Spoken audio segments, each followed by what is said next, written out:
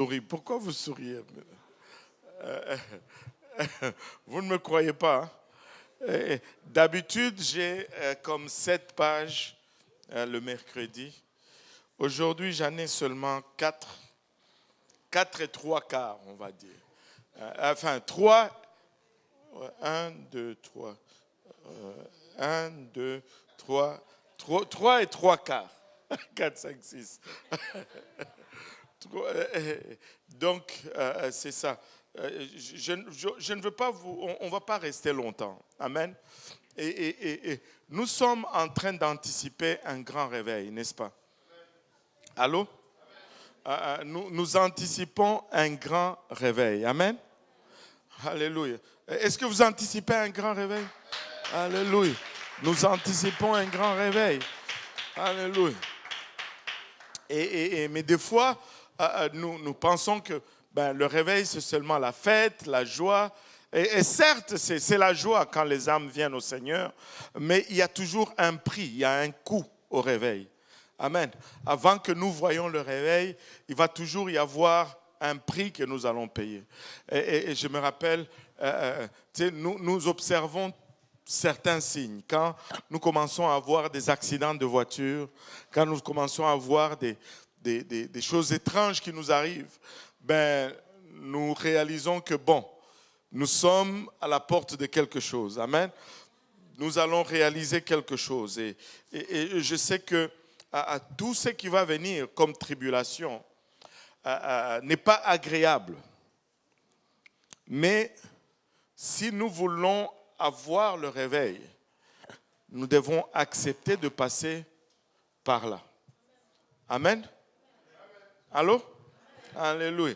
Donc, aujourd'hui, le Seigneur m'a mis à cœur de nous préparer juste un peu à passer par les tribulations. Amen. Alléluia. Qui passe à travers une épreuve pour le moment? Est-ce qu'il y en a qui passent à travers des épreuves? Oh, Maman Nangaï. Tous ces gens qui sont éprouvés. Maman Nangaï. Même les enfants. Ça va être un grand réveil. Même à l'école du dimanche, on va avoir un grand réveil, frère Jean-Yves. Alléluia. Gloire au nom de Jésus. C'est une église de persécutés ici. Alléluia. On va lire dans la parole de Dieu. Amen. Philippiens, on va commencer Philippiens. Je vais parler un peu sur ces sujets. Ne gaspille pas tes souffrances. Je devais plutôt dire rentabilise tes souffrances. Rentabilise tes souffrances. Fasse que tes souffrances rapportent. Amen. Parce que tant qu'à souffrir, autant que ça rapporte. Je ne veux pas juste souffrir pour souffrir. Amen. Alléluia. Philippiens 1, 12 à 14 nous dit ceci. Si on peut s'élever pour la lecture de la parole.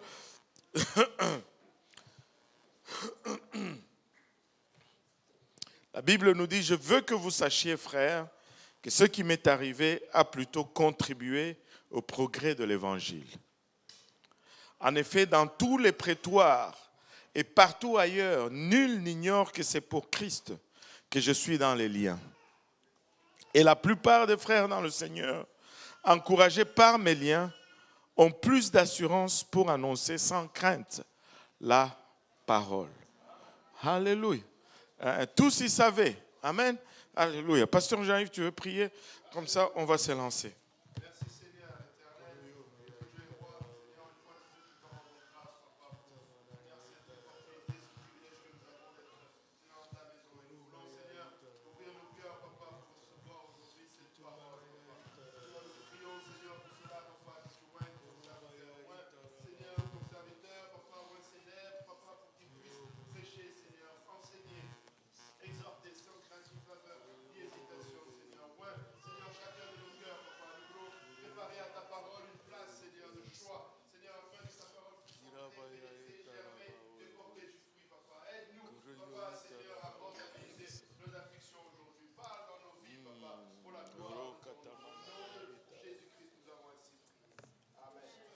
Amen. Alléluia. Et vous pouvez vous asseoir. L'exemple par excellence d'un disciple sera toujours Paul. Amen. Alléluia. Paul va être toujours le caractère référence. Nous voulons tous être comme Paul. Amen. Nous voulons travailler. Enfin, tous, c'est peut-être trop dire. Les célibataires disent non, non, non, je ne veux pas être comme Paul. Moi, je veux me marier. Mais ce que je veux dire, c'est que nous voulons être des apôtres comme Paul l'a été, dans le sens que Paul a gagné à lui-même, selon je ne me rappelle plus si c'est 40 000, ils estiment à 40 000 personnes que Paul aurait amené au Seigneur, sans TikTok, sans Instagram, sans téléphone intelligent, sans voiture, sans avion, juste sans médias sociaux. Et quel influenceur il était, Paul. S'il était dans notre époque, ça serait, on ne peut pas s'imaginer. Mais cela est venu aussi avec un prix. Cela est venu aussi avec un prix. Et nous pouvons apprendre aujourd'hui de la vie de Paul, de tout ce qu'il a enduré et comment il a vu ce qu'il a enduré, pour que nous puissions espérer un jour que les moindres afflictions ou les moindres tribulations que nous allons avoir puissent également produire des résultats positifs dans notre vie. Parce que, laissez-moi vous dire, les afflictions, c'est plutôt la façon que nous réagissons pendant nos épreuves, va toujours déterminer les résultats que les épreuves vont produire. Amen. Paul avait toujours voulu aller à Rome. C'était un désir pour lui d'aller à prêcher à Rome. Rome était le centre du monde à cette époque-là. Nous pouvons regarder Actes 19, 21. Je ne sais pas si... je ne sais pas s'il y a quelle ville où on pourrait regarder aujourd'hui et dire, je veux aller prêcher là-bas. Comme Paul regardait Rome, Rome était le centre économique, le centre militaire, le centre politique du monde de son époque. Et Paul voulait aller prêcher à Rome. Il dit dans Actes 19, 21, « Après que ces choses se furent passées, Paul forma le projet d'aller à Jérusalem en traversant la Macédoine et l'Achaïe. Quand j'aurai été là, se disait-il, il faut aussi que je voie Rome. » Il faut aussi que je voie Rome. Et il faut que j'aille à Rome. Dans Romains 1, 15, il exprime vivement ce désir. Dans l'épître qu'il écrit aux Romains, il exprime son désir d'aller à Rome et d'y prêcher la parole. « Ainsi, j'ai un vif désir de vous annoncer aussi l'Évangile à vous qui êtes à Rome. » Alléluia. Il planifiait d'y aller pour annoncer l'Évangile. Donc, si c'était de notre temps, il allait dire peut-être qu'il espère qu'une église de Rome va l'inviter pour faire leur conférence, par exemple. Il voulait y aller comme un prédicateur. Il voulait y aller comme quelqu'un qui va pour prêcher l'Évangile. Mais quand il a fini par s'y rendre, il y est arrivé comme prisonnier. Il ne planifiait pas du tout d'y aller comme prisonnier. Il planifiait d'y aller comme prédicateur, mais il y est arrivé comme prisonnier. Mais laisse-moi te dire, il était à Rome. Alléluia. Il était à Rome. Et le fait d'être prisonnier ne l'a pas empêché d'être prédicateur de la parole. Des fois, nous allons nous arrêter sur les détails et nous passons à côté du but que Dieu a tracé pour nous. Alléluia. Alléluia, son histoire est tout simplement particulière. Il a été arrêté illégalement, l'histoire de son voyage à Rome. Il a été arrêté illégalement dans le temple de Jérusalem. On l'a accusé de prêcher à une fausse doctrine. Il a été fait prisonnier à Césarée pendant 2 ans. Et il en a fait appel à César. Son affaire aurait pu être jugée parce qu'il n'avait pas commis vraiment de crime, mais on aurait pu le libérer. Mais parce qu'il a fait appel à César, étant citoyen romain, on ne pouvait plus reculer dans le processus. Il fallait qu'il aille jusqu'à Rome et qu'il soit entendu dans sa cause. Et en route vers Rome, il a fait naufrage. Il est resté 3 mois sur l'île de Malte et finalement, quand il est arrivé à Rome, il était assigné en résidence. En d'autres termes, c'était la prison. Paul, malgré toutes ces péripéties, n'était pas découragé. Alléluia. Malgré toutes ces péripéties, n'était pas découragé. Pourquoi est-ce que Paul n'a pas été découragé? Pourquoi est-ce que nous décourageons quand nous avons des épreuves, des tribulations? Mais Paul, il a gardé son moral à la bonne place. Et il était enthousiaste. Dans le naufrage, c'est lui qui encourageait les gens. Il arrive à Rome, c'est lui qui exhorte, qui écrit à gauche, à droite. Mais on dirait même que ceux qui étaient libres étaient découragés, certains d'entre eux, par sa situation à lui. Mais lui-même était plutôt content ou joyeux, ou il était correct, on va dire ça comme ça. Amen. Et maintenant, Paul n'était pas découragé. Pourquoi? Parce qu'il savait. Paul savait. Paul, il n'y avait pas de doute en ce qui le concernait. Il savait que les épreuves faisaient partie de la vie d'un chrétien. Il savait que c'était normal qu'il ait des épreuves. Il savait que parce qu'il est chrétien, ça faisait du sens qu'il soit affligé. Peuple de Dieu, n'ayez pas une chrétienté rose bonbon dans la tête. Nous sommes des soldats, nous ne sommes pas des vacanciers. Nous ne sommes pas en route vers le Caraïbe sur un bateau de croisière. Nous sommes, alléluia, engagés dans l'armée de l'Éternel. Il y aura des épreuves, il y aura des afflictions. S'il y a une chose qui est sûre, c'est que nous allons être persécutés. Allô? Donc, j'espère qu'on ne vous a pas dit que lorsque vous venez à l'église Pentecôtiste Unie Internationale, tous vos problèmes vont finir. Non, non, non. Ici, c'est là où on rencontre des problèmes.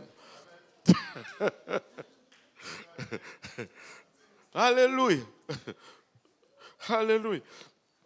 Et il savait que ces choses font partie de la vie chrétienne. Regardez ce qu'il dit, 2 Timothée 2,9. 2 Timothée 2,9, Paul nous dit ce qui suit. Pour lequel je souffre, jusqu'à être lié comme un malfaiteur. Donne-nous 8 et 9 alors. Souviens-toi de Jésus-Christ, issu de la postérité de David, ressuscité des morts, selon mon évangile, pour lequel je souffre jusqu'à être lié comme un malfaiteur. Mais la parole de Dieu n'est pas liée. Il dit, je souffre pour le Christ qui est ressuscité. Il ne souffrait pas pour lui-même, il n'était pas affligé pour lui-même, il souffrait à cause de cet évangile qu'il était en train de prêcher et il était correct avec cela parce qu'il a signé le contrat. Amen. Alléluia. Dans 1 Thessaloniciens, il élabore encore là-dessus. 1 Thessaloniciens chapitre 3, on va lire le 3e et le 4e verset. Et Paul nous fait savoir. Afin que personne ne fût ébranlé au milieu des tribulations présentes. Car vous savez vous-même que nous sommes destinés à cela. Nous sommes destinés à cela. Vous savez vous-même que nous sommes destinés à ça. Nous sommes destinés aux épreuves. Nous sommes destinés à la tribulation. Verset 4. Et lorsque nous étions auprès de vous, nous vous annoncions d'avance ce que nous serions exposés à des tribulations. Comme cela est arrivé et comme vous le savez. Et quand j'étais avec vous, je vous avais dit déjà. Je ne suis pas là par surprise. Ne fais pas oh. Non. Les épreuves, il y en aura. Les tribulations, il y en aura. Regarde 1 Philippiens 1, 29. C'est le même Paul. C'est le même Paul. Alléluia. Ne fouillez pas l'église maintenant. C'est le même Paul. Car Christ est ma vie et la mort m'est un gain. Attends, 1 Philippiens 1. Ah non, Pardon, 29. 29, je suis allé plus loin. Et cela de la part de Dieu, Ah, car il vous a été fait la grâce par rapport à Christ, non seulement de croire en lui, mais encore de de souffrir pour lui. Et regarde, tu sais, il dit, il nous a été fait la grâce. Tu dis, mais c'est une blague ou quoi? Quand on me dit grâce, moi je vois la grâce, quoi.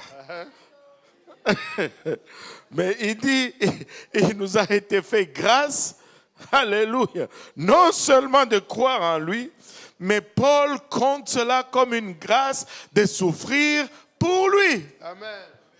Wow, Amen. c'est quelque chose. Alléluia. Souffrir pour lui, c'est une grâce. Souffrir pour lui, c'est une faveur. Amen. Souffrir pour lui, c'est un privilège. Oh boy, oh boy, oh boy. Philippiens 3:10. Afin de connaître Christ et la puissance de sa résurrection. Oh, ça nous aimons. La puissance de la résurrection. Nous aimons, mais ce n'est pas tout. Et la communion de ses souffrances. Et la communion de ses souffrances. En devenant conforme à lui dans sa mort. Alléluia. Pour parvenir, si je puis, à la résurrection d'entre les morts. D'entre les morts. Et donc, nous n'avons pas seulement part à la puissance de sa résurrection, mais nous avons communion de ses souffrances. Tu sais, Paul n'était pas ébranlé par les afflictions, parce qu'il savait dès le départ que ça faisait partie du plan. Ce n'était pas une surprise quand cela lui arrivait. Il n'était pas étonné quand cela lui arrivait parce qu'il était déjà préparé par rapport à ça. Donc, si nous regardons les expériences de Paul, la vie de Paul littéralement contredit ce que nous voyons aujourd'hui comme étant l'évangile de la prospérité qui est prêché dans beaucoup d'églises aujourd'hui. Et je ne sais pas, le frère Jean-Yves, mais c'était quoi encore cette histoire-là de que l'abondance? C'était quoi l'histoire? C'était tellement...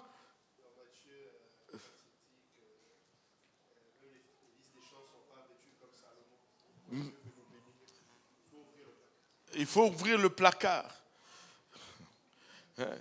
Et l'autre, il m'avait fait rire, le patron. Je ne sais pas qui il rencontre, où il va évangéliser, mais c'est du bon. Et il dit, celle-là, je vais m'en rappeler toute ma vie. Il dit, cette année, c'est ton année. Il faut délier les bénédictions comme les apôtres ont délié l'âne. Je dis,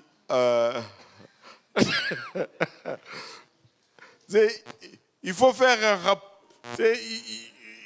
Il faut trouver une façon de s'accrocher à la parole.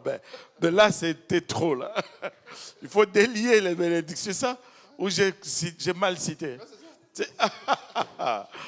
Il faut délier les bénédictions comme les apôtres ont délié l'âne. Je ne vois pas le rapport. Aïe, aïe, aïe, aïe, aïe, aïe, aïe, aïe. Bon, en tout cas... ce que Paul a vécu est contraire à ce qu'on veut nous faire croire aujourd'hui. Je ne suis pas en train de dire que nous allons, jour après jour, ça va être la galère, la misère. Non, non. Il y a des joies dans le Seigneur. Amen. Mais ces joies proviennent du fait que alléluia. Ces joies proviennent du fait que quand la tribulation vient, le Seigneur nous en délivre et nous sommes joyeux. Quand la tribulation vient, le Seigneur nous en délivre et nous sommes joyeux. Et regardons un peu l'expérience de Paul. Acte 20 plutôt, 22 à 24.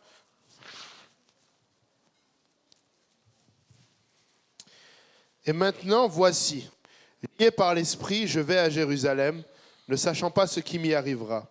Seulement, de ville en ville, l'Esprit Saint m'avertit que des liens et des tribulations m'attendent. Mais je ne fais pour moi-même aucun cas de ma vie, comme si elle m'était précieuse, pourvu que j'accomplisse ma course avec joie et le ministère que j'ai reçu du Seigneur Jésus, d'annoncer la bonne nouvelle de la grâce de Dieu. Waouh! Il dit, là, il s'est fait arrêter. Il est en train d'être conduit à Jérusalem. Et là, Dieu lui parle.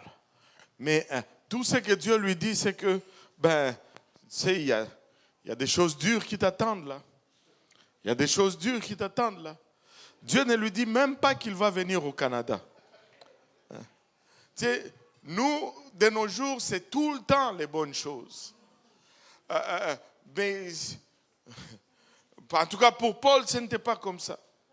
L'Esprit ne cessait de l'avertir que des liens et des tribulations l'attendaient. Amen. Et il dit, mais je ne fais pour moi aucun cas de ma vie comme si elle m'était précieuse. Paul était vendu à 100% au Seigneur. Sa vie ne lui appartenait plus parce que Jésus l'avait racheté. Alléluia. Et donc, si elle n'excellait pas, ce n'était plus son problème parce que c'était la vie du Seigneur Jésus-Christ. Si elle échouait, il avait tout mis dans les mains du Seigneur Jésus-Christ. De sorte que ce soit un échec ou que ce soit une réussite. Alléluia. Ce n'est pas imputable à lui, mais c'est imputable au Seigneur Jésus-Christ. Il dit, je ne fais aucun cas de ma vie parce qu'elle m'est plus précieuse, elle ne m'appartient plus. Pourvu que j'accomplisse ma course, alléluia, pas avec grincement des dents, pas avec tristesse, mais avec joie. Avec joie, malgré ce que l'Esprit m'annonce, je veux finir avec joie. Et si je veux finir avec joie, je vais me détacher complètement de cette vie que j'ai. Je vais la mettre complètement dans les mains du Seigneur. Alléluia. Et je vais accomplir le ministère que j'ai reçu du Seigneur, qui consiste d'annoncer la bonne nouvelle de la grâce de Dieu. Autrement dit, je pense que la seule chose qui le rendrait malheureux, c'est qu'il ne soit pas à mesure de prêcher l'évangile. Alléluia.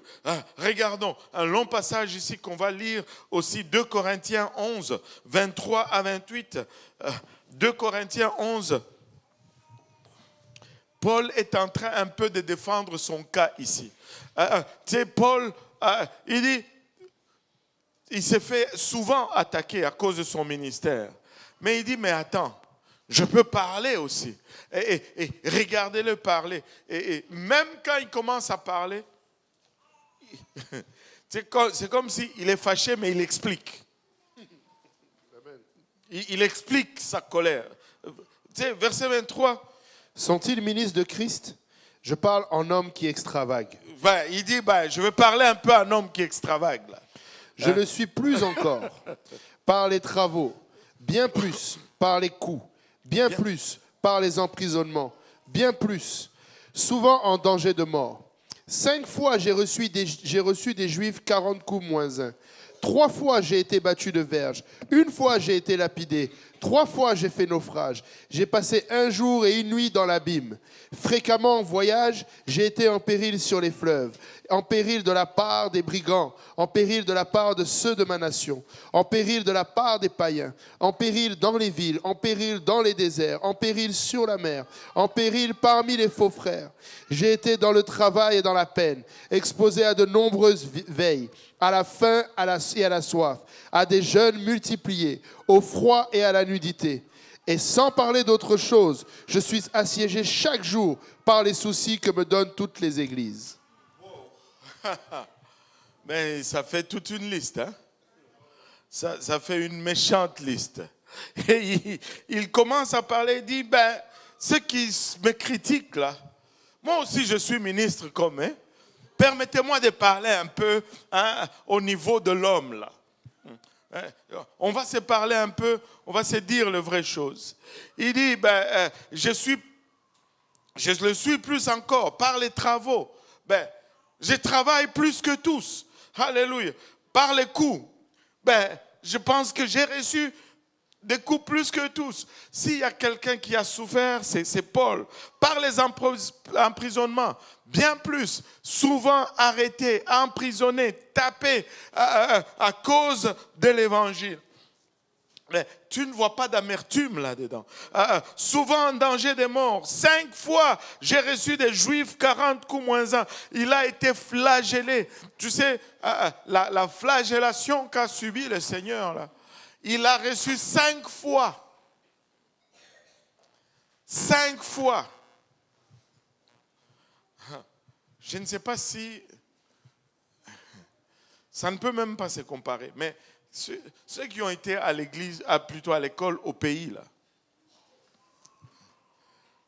on avait des professeurs qui avaient des fouets dans leur classe. Toute raison était bonne pour... Hein? Surtout que tu viens à l'école, le prof est déjà fâché contre toi. Parce que ça a l'air que toi, tu as mangé, mais lui n'a pas mangé. Tu fais moins de... On avait un prof, il avait la réputation, donc dans l'école, c'est lui qui fouettait plus que tout le monde. C'était ce genre de choses-là. Mais Paul, c'était encore pire. 39 coups de fouet, 5 fois. Et en plus, quand on te fouette comme un enfant, c'est une chose. Mais un adulte qui se fait fouetter, ça fait mal 2 fois, 3 fois plus. Parce qu'il y a le mal physique, mais il y a aussi cette humiliation-là de se faire fouetter à cet âge-là. 5 fois, il a été fouetté. 39 coups, 40 coups moins 1. 3 fois, j'ai été battu de verges. 1 fois, j'ai été lapidé. 3 fois, j'ai fait naufrage. J'ai passé 1 jour et 1 nuit dans l'abîme. On pense que quand il dit qu'il a passé 1 jour et 1 nuit dans l'abîme ici, c'est que Paul était mort littéralement quand il a été lapidé et que Dieu l'a ramené à la vie. Et il dit fréquemment en voyage. Alléluia. J'ai été en péril sur les fleuves, en péril de la part des brigands, en péril de la part de ceux de ma nation, en péril de la part des païens, en péril dans les villes, en péril dans les déserts, en péril sur la mer, en péril parmi les faux frères. Les faux frères. Seigneur, aide-nous. J'ai été dans le travail et dans la peine, exposé à de nombreuses veilles, à la faim et à la soif, à des jeûnes multiples. Ça, ce ne sont pas des jeûnes que tu fais parce que, bon, tu dis, l'Esprit te dit de jeûner. Cela ne compte pas. Amen. Ça, c'est les jeûnes que tu fais, bon, parce qu'il n'y a rien à manger. parce qu'il n'y a rien à manger. Alléluia. Vous savez, attends, j'ai dit que je n'allais pas être long. J'ai encore un peu de temps. Ah oui, j'ai encore un peu de temps. Vous savez, j'ai toujours raconté cette histoire. Et mes frères étaient en Zambie, essayant d'arriver au Canada, le frère Mutombo et mon frère plus jeune, David. Et ils étaient en Zambie. Et là, ils louaient une chambre dans un petit annexe là. Et la vie était dure, c'était galère. Manger, il fallait que Dieu intervienne pour manger régulièrement. Et ils disent que, malheureusement, le frère Mutombo n'est pas là aujourd'hui, mais ils disent qu'ils vont aller à l'église, ils vont prier. Quand on met les requêtes de prière, là, ils vont mettre la requête, prier pour nous que le Seigneur intervienne parce qu'on n'a rien à manger depuis. Espérant qu'un frère allait être touché par la requête de prière. Mais tout ce qu'ils ont fait, c'est prier seulement. Et prier. Et un jour, ils étaient là, ils ont prié, Dieu va pourvoir aujourd'hui. Rien. Midi, rien. 14h, rien. 19h, rien. C'est dit, bon, aujourd'hui, on va juste appeler cela jour de jeûne, et puis on va dormir. C'est ce genre de jour de jeûne que Paul parle là. Et ils sont allés dormir. Et vers 21h comme ça, ils ont entendu d'abord chez la voisine, ça commençait à se battre. En Afrique, ça arrive ces choses-là. Hein, d'entendre le voisin se chamailler. Ici, un peu moins. Hein. Mais en Afrique, ça arrive souvent et il n'y a pas de police là-bas. Donc on peut se chamailler plus fort sans craindre que la police va intervenir. Et le monsieur était ivre et il est arrivé ivre à la maison et ils se sont chamaillés. Et puis bon, le frère Mutombo et le frère David étaient là, bon, encore ces couples. Ils vont nous voler le sommeil pendant quelques temps et puis bon, espérons que ça va se calmer. Si ça s'empire, on va aller intervenir. Mais après, à un moment donné, ils entendent frapper à la porte. « Hé, Baflavien, Baflavien !» Hein, c'est comme ça qu'on l'appelait là-bas. Ouvrez la porte. Ils ouvrent la porte. Qu'est-ce qu'il y a? C'est la dame avec toute la nourriture qu'elle avait préparée pour son mari. Elle dit, prenez, mangez. Hein, cet ivrogne-là, il ne va pas manger ma nourriture aujourd'hui. Ils se sont mis à genoux. Alléluia, amen. Dieu exauce toujours. Dieu exauce toujours. Mais il y a de ces jours de jeûne qui ne sont pas planifiés. Alléluia. Parce qu'il y a manque, ben on transforme cela en jour de jeûne. C'est de cela que Paul parle ici. Amen. Alléluia. Exposé au froid, à la nudité et sans appeler d'autre chose, je suis assiégé chaque jour par les soucis que me donnent toutes les églises. Donc, chaque église, oh Seigneur, chaque église l'appelle. Paul, nous n'avons pas de toit sur la bâtisse. On fait comment? Paul, ben, il y a telle situation. On fait comment? Et il y a cette tendance que lorsque tu lances une église, il y a cette tendance qu'elle va rester attachée à toi. Et des fois, ben, on peut penser que c'est rien, mais des fois, ça demande beaucoup. Ça fait travailler les cerveaux, ça te prend le temps. Et Paul était affligé par toutes ces choses. Alléluia. Paul était affligé par toutes ces choses. Mais réalisez ceci. Ce n'est pas en vain que nous sommes affligés. Ce n'est pas pour rien que le Seigneur permis que ces choses nous arrivent. Chaque épreuve, chaque affliction que nous allons subir est un investissement. Que tout le monde dise un investissement. C'est un investissement que Dieu fait en nous. Dieu investit en nous. C'est un investissement que Dieu place en nous. Alors, ne gaspille pas cet investissement n'importe comment. Ne perds pas cet investissement. Si le Seigneur ne permettait pas qu'il y ait des problèmes dans notre vie, ça serait la pire forme de rejet. C'est comme si le Seigneur ne compte pas sur nous. Amen. Il ne peut rien nous confier. Il ne peut faire confiance en rien pour nous. De temps en temps, ben, c'est bon d'être affligé.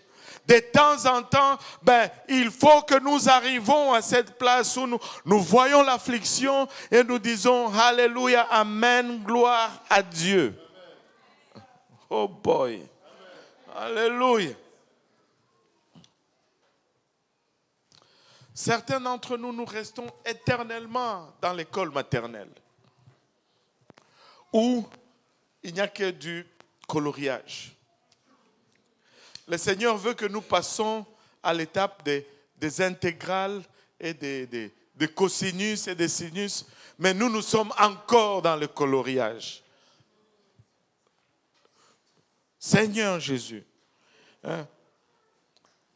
Il est temps que tu sors de la maternité, enfin de la maternelle, de la maternité. Oh Seigneur, il est temps que tu sors de la maternelle. Il est temps que tu commences à faire 2 plus 2 égale 4. Et après, tu passes à 2 plus 2 fois 2 plus 4 divisé par 6. Quelque chose comme ça. Il faut que tu grandisses. Et tu ne peux pas grandir sans épreuve. Alléluia. Quand il y a une épreuve, dis-toi que Dieu te fait confiance. Dieu te fait confiance. Regardez avec moi Hébreux 12, de Hébreux 12, 5 à 7.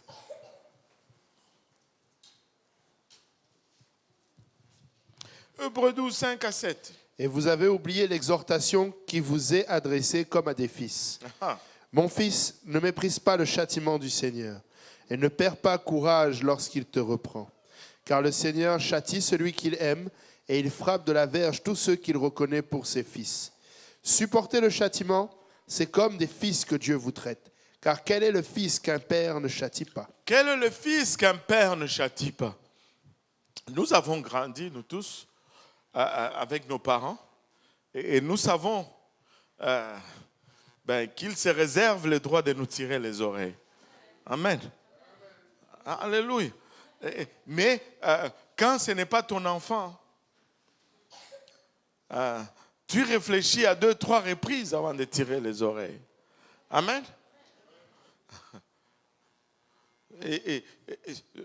Anyway. Surtout ici. Tu essaies de corriger un enfant. Il dit, tu n'es pas mon père. Je vais t'en montrer, moi, que je ne suis pas ton père. Je suis un Africain, moi. Je ne suis pas... Alléluia. Mais Dieu nous corrige, mais par amour. Quand nous étions petits, nos enfants, nos parents nous corrigeaient. Mais les corrections qu'ils nous donnaient ne nous ont jamais amenés à une place où nous questionnons leur amour vis-à-vis de nous. Et même, plus ils nous corrigeaient, plus on était certain qu'ils nous aimaient. Allô? Alléluia.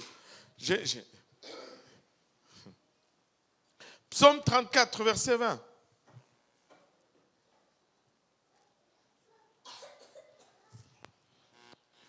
Le malheur atteint souvent le juste. Le malheur atteint souvent les justes. Mais l'Éternel l'en délivre toujours. L'Éternel l'en délivre toujours. Le malheur atteint rarement les justes. Non. Souvent les justes. Le malheur atteint souvent l'injuste. Non, ça atteint souvent les justes. Ce n'est pas parce qu'on recherche la justice qu'on est exempt de défis ou de problèmes. Non.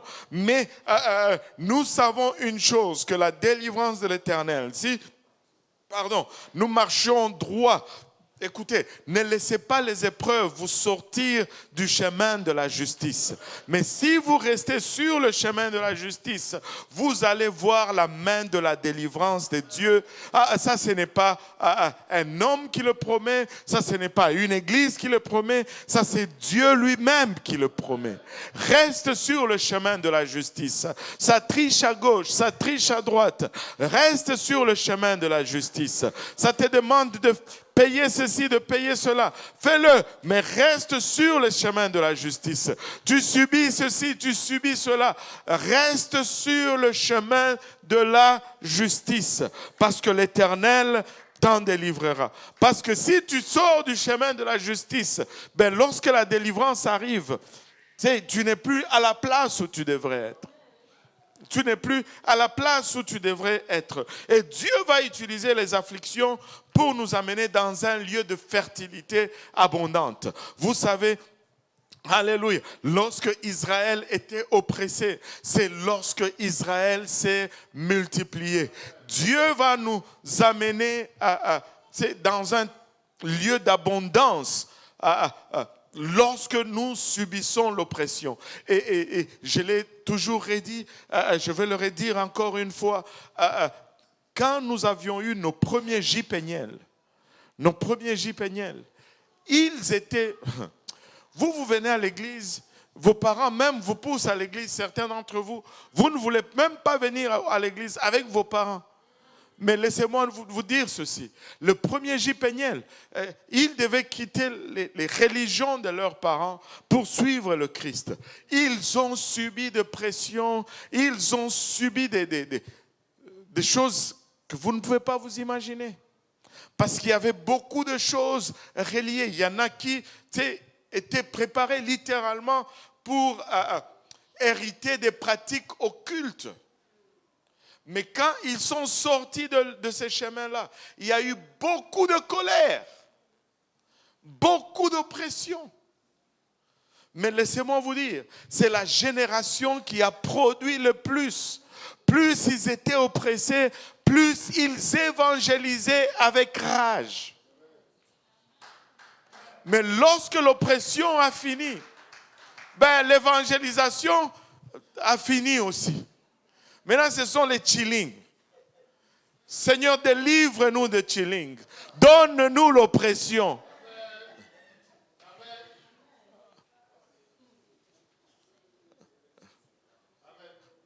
Oui, je prie, Seigneur, délivre-nous de chilling. Ramène l'oppression parce que nous voulons que l'Église grandisse. Nous voulons que le royaume avance. Écoutez, c'était intense à cette époque-là. Des jeunes qui allaient au bar le jeudi soir, le vendredi soir, leurs parents étaient corrects. Ils envoyaient même l'argent pour qu'ils aillent au bar. Mais quand ils ont arrêté d'aller au bar et qu'ils ont arrêté de rentrer à la maison à 4 heures du matin, ils ne pouvaient pas rester à l'église jusqu'à 21h, 22h. C'était un problème. Parle de persécution. Ça ne fait pas de sens. Mais, alléluia, mais voyez l'abondance que cela a amené. Regardez avec moi Psaume 66, 10 à 12. La persécution va nous amener toujours dans un lieu de fertilité, dans un lieu de reproduction abondante. Car tu nous as éprouvés. Tu nous as éprouvés, ô Dieu. Tu nous as fait passer au creuset comme l'argent. Tu nous as amenés dans le filet. Tu as mis sur nos reins un pesant fardeau. Tu as fait monter des hommes sur nos têtes. Nous avons passé par le feu et par l'eau. Mais tu nous en as tirés pour nous donner l'abondance. Tu nous en as tirés pour nous donner l'abondance. Tu nous en as tirés pour nous donner l'abondance. Oh, que l'épreuve pèse lourd. Mais c'est l'épreuve qui t'amène au lieu d'abondance. C'est l'épreuve qui t'amène au lieu de l'abondance. Maintenant, toutes les afflictions ne viennent pas nécessairement ou directement de la main de Dieu. Amen. Il y a des afflictions que nous allons subir qui viennent des méchants de ce monde. Amen. Mais, que tout le monde dise mais Dieu peut quand même les utiliser pour notre bien. Ce n'est pas parce qu'un sorcier nous afflige que Dieu ne peut pas utiliser cela. Dieu peut tout utiliser. Il a utilisé l'affliction que Pharaon mettait sur le peuple. Il peut utiliser l'affliction des sorciers de ta famille. Alléluia, pour te donner de l'abondance. Alléluia. Et toutes les afflictions ne viennent pas de Dieu. Mais Dieu va les utiliser. Alléluia.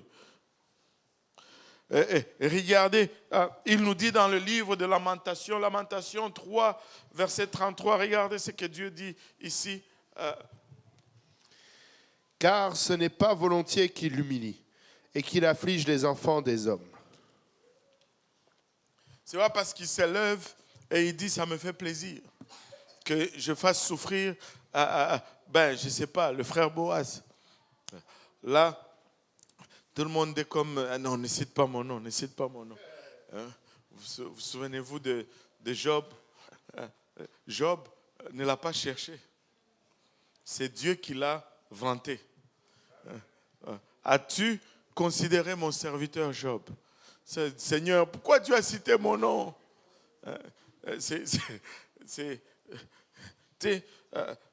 Dieu ne veut pas nous faire souffrir. Ce n'est pas un plaisir pour lui de nous donner de l'affliction. Mais Dieu peut changer ce que l'ennemi veut faire de mal. Il peut les changer en bien pour nous. Regardez comment il a fait Genèse 50, verset 20. Genèse 50, verset 20. Vous aviez médité de me faire du mal. Vous aviez médité de me faire du mal. Dieu l'a changé en bien. Dieu l'a changé en bien. Pour accomplir ce qui arrive aujourd'hui, pour sauver la vie à un peuple nombreux. Alléluia. Même si l'ennemi planifie de te mettre à mort, Dieu peut utiliser cela et peut le changer en bien. Alléluia. Peu importe la source de l'affliction. Alléluia. Si tu restes et marches dans le chemin de la justice et de la droiture, Dieu peut le changer en bien. Même si ça vient de l'ennemi, Dieu peut le changer en bien. Alléluia. Marche droit. Reste intègre vis-à-vis de Dieu. Ne gaspille pas ta souffrance. Alléluia. Ne gaspille pas ta souffrance. Rentabilise-la. Dieu, vous savez, tu te dis, mais pourquoi est-ce que Dieu nous permet alors d'être affligés? Pourquoi est-ce que Dieu nous permet d'être affligés? Considérez d'abord ceci. Considérez que le monde est déjà déchu. Amen. Le monde dans lequel nous vivons, il est mauvais. Allô? Il est mauvais.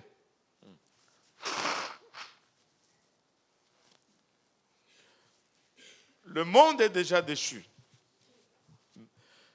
Et si nous vivons dans ce monde, nous allons passer à travers des épreuves. Même des épreuves qui ne viennent pas. Même si Dieu dit, bon, je ne veux pas t'éprouver, mais le diable est là pour te piéger. Allô?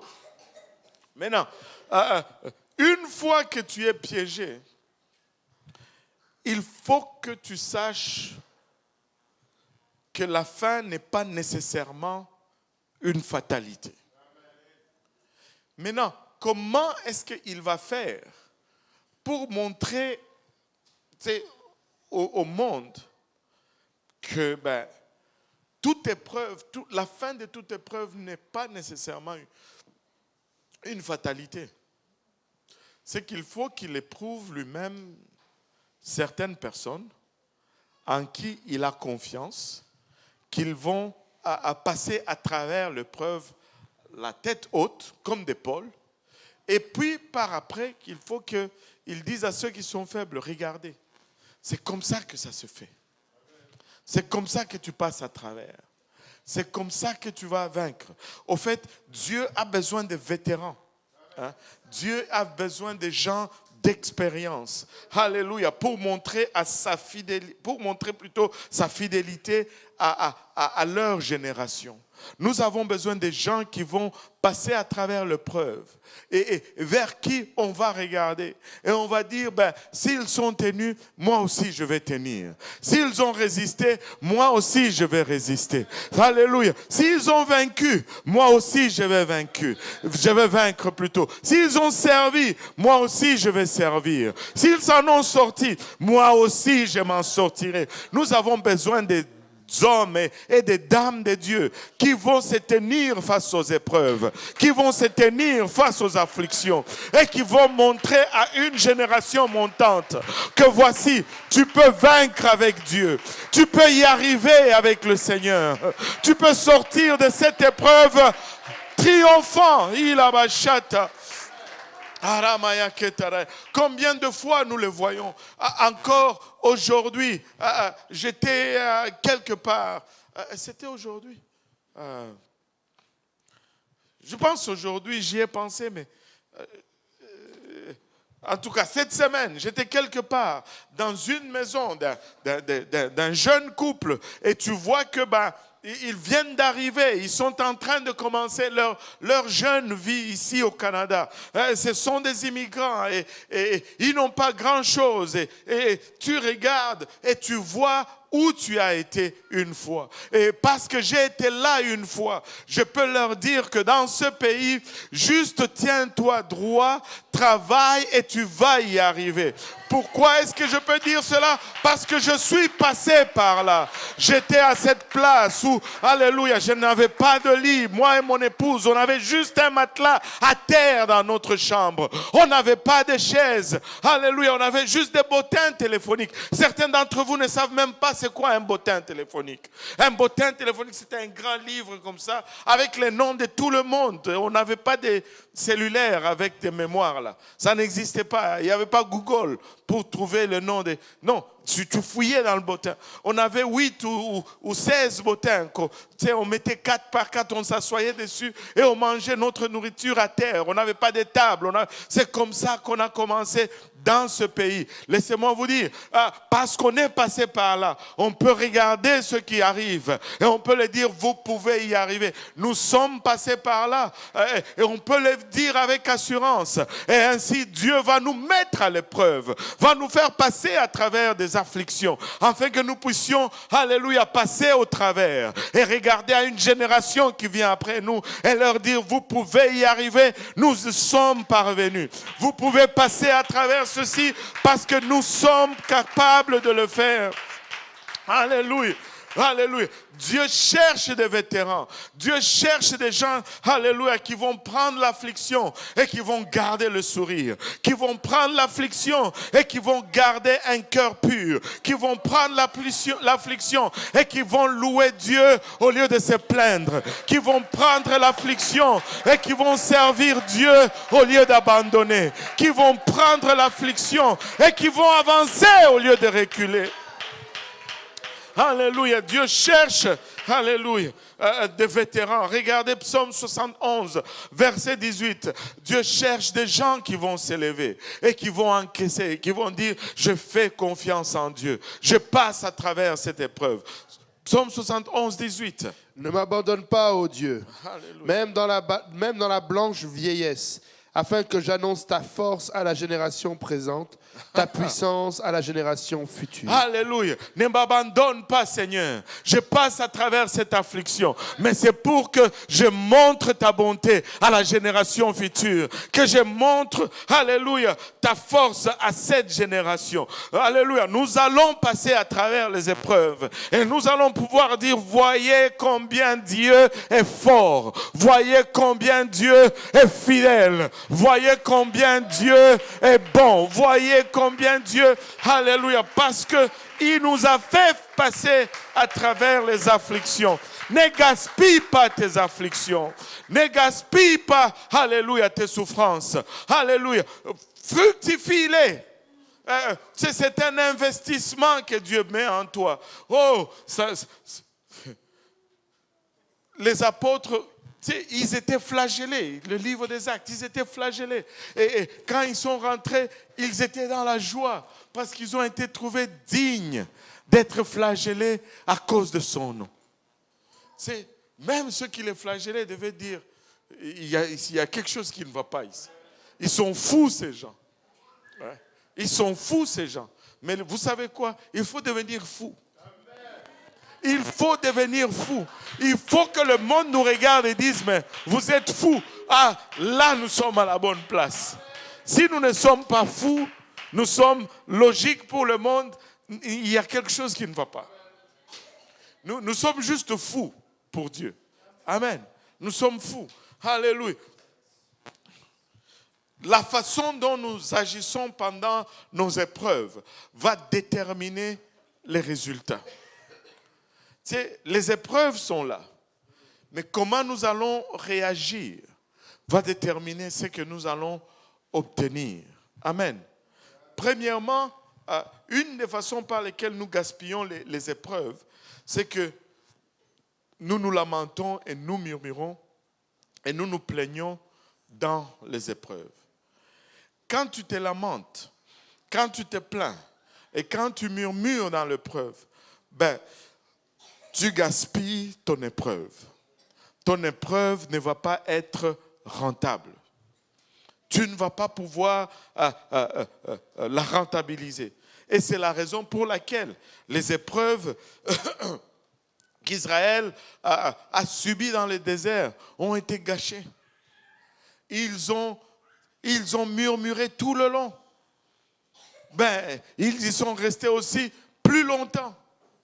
Ils ont gâché délivrance après délivrance à cause de leurs murmures. Nous n'allons plus nous plaindre. Amen. Nous allons louer le Seigneur. Alléluia. Nous n'allons plus murmurer. Nous allons dire c'est correct. Gloire à Dieu. Alléluia. Amen. Gloire à Dieu. Alléluia. Deuxièmement, nous gaspillons les épreuves.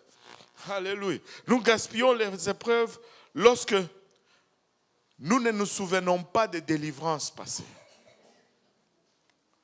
Vous savez, un de notre problèmes, c'est que nous devenons très vite amnésiques des victoires que Dieu nous a accordées dans le passé. Tu sais, Dieu te délivre d'une situation de $100 aujourd'hui et demain, une situation de $50, tu commences à pleurer comme si c'était la fin du monde. Tu as oublié même la situation de $100 de laquelle il t'a délivré hier. Allô? Tu veux dire que Dieu n'a jamais rien fait de bon dans ta vie? Dieu ne t'a jamais guéri? Dieu n'a jamais pourvu? Dieu ne t'a jamais délivré? Dieu n'a vraiment rien fait, zéro dans ta vie? Waouh! Waouh! C'est tout un exploit. C'est tout un exploit. Tu as évité toutes les grâces et les bénédictions de Dieu. Tu les as toutes évitées. Waouh! Tu es pas mal bon. Alléluia. Tu sais, lorsque David s'est tenu devant Goliath,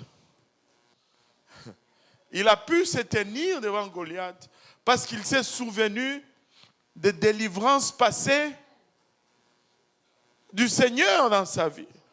Il a dit, comme Dieu m'a délivré des griffes de l'ours et des pattes de ces lions, ou vice-versa, il me délivrera de la même chose de main de cet incirconcis. Si Dieu l'a fait hier et que Dieu est un Dieu qui ne change pas, il va le faire aujourd'hui. La seule façon qu'il ne le fasse pas, c'est que nous avons changé de position. Mais si nous restons sur le même chemin, écoutez, la délivrance de Dieu va nous atteindre là même. Alléluia. Alléluia. Ne gaspillons pas nos afflictions. Rentabilisons, alléluia, nos souffrances. Si tu as déjà souffert, mais ne gaspille pas cela. Ne gaspille pas cela. Amen. Nous gaspillons les souffrances lorsque nous ignorons de voir le plan de Dieu dans l'avenir. C'est nous pensons que nous souffrons ici et puis c'est la fin. Des fois, nous pouvons avoir une vision tellement limitée. C'est seulement là, aujourd'hui, puis c'est comme s'il n'y a même pas de demain. Allô? La vie, elle peut être courte, tout comme elle peut être longue, mon ami. Dieu va nous faire traverser des épreuves pour que nous puissions enseigner aux autres et que nous puissions partager avec eux la fidélité de Dieu. Donc, l'épreuve que je vis aujourd'hui, ok, si elle ne me rapporte pas vraiment aujourd'hui, laisse-moi te dire,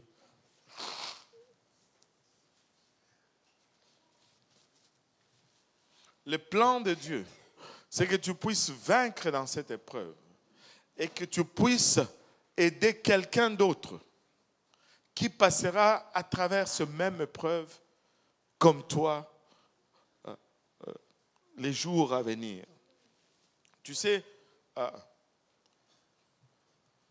c'est seulement quelqu'un qui a été rejeté qui peut vraiment aider quelqu'un qui a été rejeté. C'est seulement quelqu'un qui a été trahi qui peut vraiment aider celui qui est trahi. Des fois, nous vivons des choses. Nous ne comprenons pas le sens. Mais si Dieu te fait confiance avec cette épreuve aujourd'hui, c'est parce que probablement, il t'a jugé assez fort pour vaincre et que tu puisses être le soutien de quelqu'un qui n'est pas aussi fort que toi. Donc, prends courage, fortifie-toi. Ce n'est jamais en vain que tu es éprouvé. Peut-être que ce n'est pas pour toi, peut-être c'est pour quelqu'un d'autre qui va avoir besoin de ta main lorsque toi tu auras vaincu cette épreuve. Alléluia. Dieu nous prépare à devenir des combattants, des vrais vétérans spirituels. Dieu nous prépare à devenir des anciens spirituels qui peuvent regarder en arrière et aider d'autres. Oui, nous attendons à un grand réveil. Oui, le réveil, c'est la fête. Mais avant tout cela, nous devons être préparés. Avant tout cela, nous devons être prêts à encaisser. Nous devons être prêts à payer le coût. Nous devons être prêts à secourir ceux qui viennent. Nous devons être prêts à les nourrir, à prendre soin d'eux. Nous devons être prêts à soigner leurs blessures. Les épreuves que nous allons avoir vont nous servir. Alléluia. Pour servir ce que Dieu amène. Tu passes à travers des épreuves. Prends courage. Alléluia, prends courage. L'épreuve que tu traverses est une marque de confiance de la part de Dieu sur toi. Si Dieu ne te faisait pas confiance, il n'allait pas te laisser aller à travers. N'est-il pas écrit qu'il ne nous permettra pas d'être tentés au-delà de ce que nous pouvons endurer? Amen. Alléluia. Donc s'il l'a permis, c'est parce qu'il t'a jugé à la hauteur. Alléluia. Et nous attendons une grande foule. Nous attendons un grand réveil. Mais peuple de Dieu, soyons prêts. Ne gaspillons pas nos afflictions. Ne gaspillons pas nos souffrances. Rentabilisons nos souffrances. Amen. Alléluia. Voilà. Alléluia. J'ai fini. Hein? Peuple de peu de foi. Amen. Alléluia. Heureusement que Dieu fait malgré notre foi. Amen.